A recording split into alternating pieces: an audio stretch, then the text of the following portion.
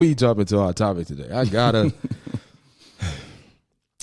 address this thing with Zach Stacy, bro. I gotta address this first, and y'all gotta let me get this off my chest, bro. Do your thing. Yeah. I know you got to get something off because you ain't even mentioned this. Yeah.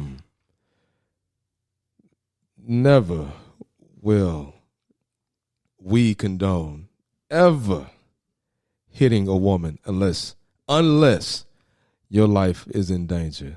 What for those who don't know, I don't know if you saw the video, but ex-football star. Well, he's not even a star. Yeah, he wasn't even a star. Player, ex-football player.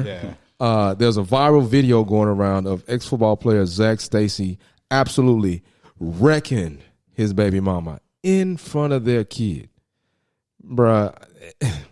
I know on this podcast we do talk about the dynamics between men and women, relationships and how we need to move better, blah blah blah. This and we also talk about how women need to move better in certain aspects. You know what I'm saying, from our perspective. But fuck, boy, when niggas doing stuff like that, we gotta hold them boys accountable for bullshit like that, man. Absolutely. Like, I couldn't even watch the video because I know I'll be triggered because I know I have it's a big deal for me when dudes hit women. Like that's something that resonates. Like it hits me to my core anytime something like that comes up. So when I see stuff like that, bro, it takes me to a whole nother level of of anger because of the simple fact that I feel like men should respect the power that they possess and not use it in nefarious ways like that. Like, you understand how strong you are, like, naturally. Yeah. In comparison to a woman, you know how strong you are naturally, and for you to be a football player that trained to be even stronger than what you naturally would build if you had not been working out, for you to utilize that force on this woman like that, totally unnecessary and uncalled for in front of your baby. Then at the end, this nigga gonna say, "I love you," boy. Yeah, that was.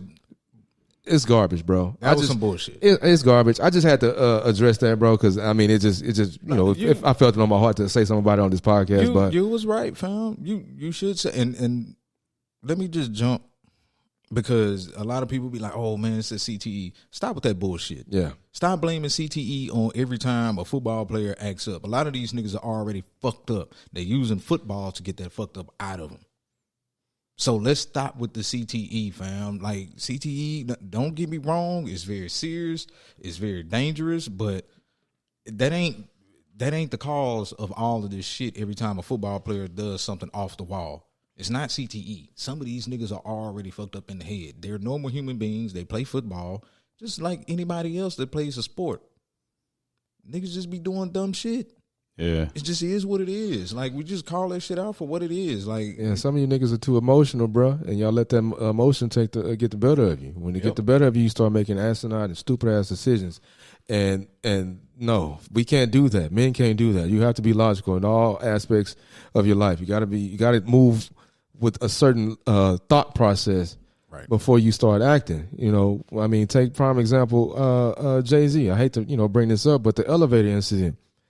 Man, he could have wailed off on Solange when she was kicking him, but my man, he thinking like, all right, I don't know, it might be a camera here, I might not, whatever, she going off, I'm gonna let her do her. I'm not even finna address that shit. You know what I'm saying? Like, I'm not gonna address it how I could address it with force. I'm just gonna let it breathe.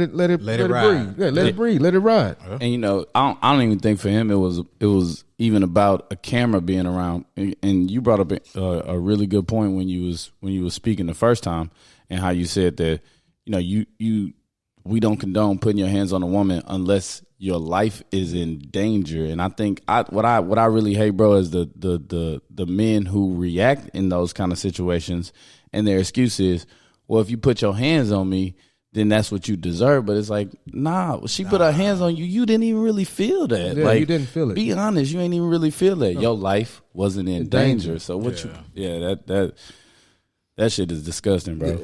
It totally is. And we should have said, bro, like, straight, like, man, I'm finna keep it a buck. I'm finna keep it a whole stack. Like, my nigga, if you had that same kind of rage, if you were able to do that same shit, how you was treating your baby mama, you probably still be in a fucking league. Yeah.